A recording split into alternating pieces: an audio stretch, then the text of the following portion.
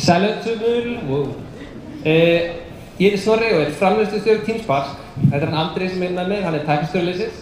Við ætlum að fara aðeins yfir þær nýjungar sem eru í þessu magna trylltæki sem við erum hérna með í dag.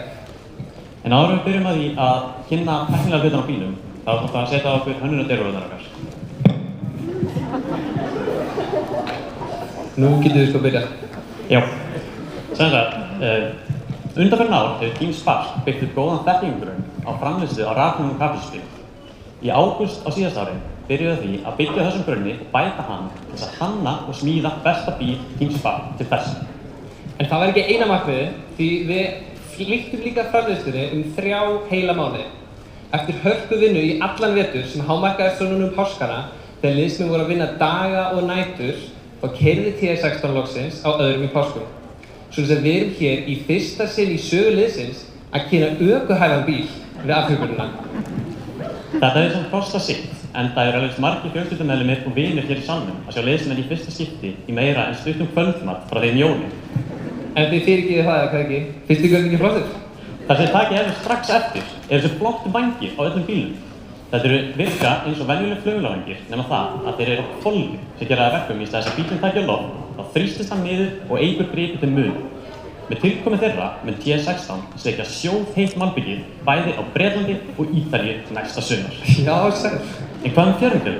Já, fjörunarkerfið, það er hannað til að vera létt og sterkt og því eru flestir íhlutirnir í því úr áli og koltríum. Ef við lítum bara hérna á þessar litlu stangir í aðvörunum, þá eru þær rosa litlar og en þurfa að þola rosa mikla krafta. Svo að þó að andinn hnjaskist aðeins á bílnum, þá skiptir engu máli. Þetta er hannað til að þola bílinn á flegi ferðakapelsspilni.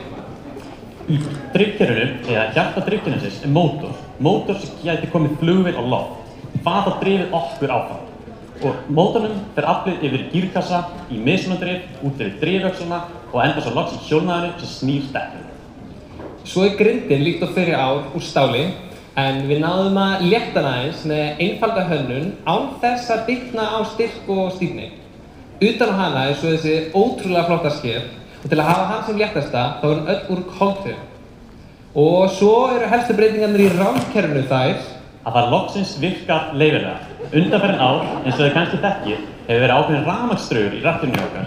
En núna höfum við náð að kveða hann burt. Þannig að loksins getur þetta 600 V rafkerfi bara að sýna hvað í því býr. Svo við erum með bíl sem er klár í apríl. Hann gerir góðan bíl með vængjálífsstíl. Koltrefja léttur Keyrir henni sléttur. með uppbrettur. Djöfull er hann nettur. En áður en við höldum þessu áfram, þá skulum við kannski bara halda okkur við verkefnana frekar. Komið endilega upp og skoðið kakkan og já, það verða iPadar í salnum með meiri hönnun á bílnum og það getur séð bílinn keyra yfir. Já, bara takk fyrir okkur. Takk fyrir okkur.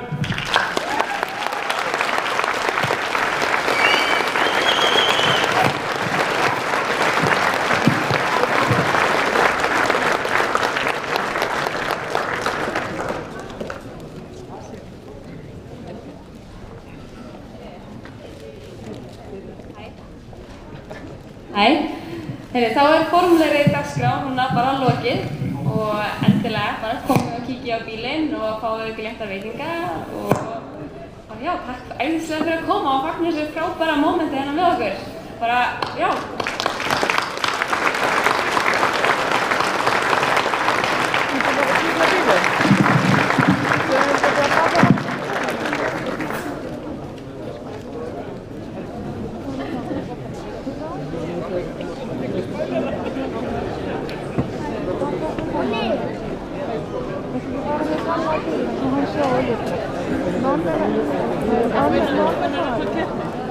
Keppnin er í júli, önnur helgin í júli.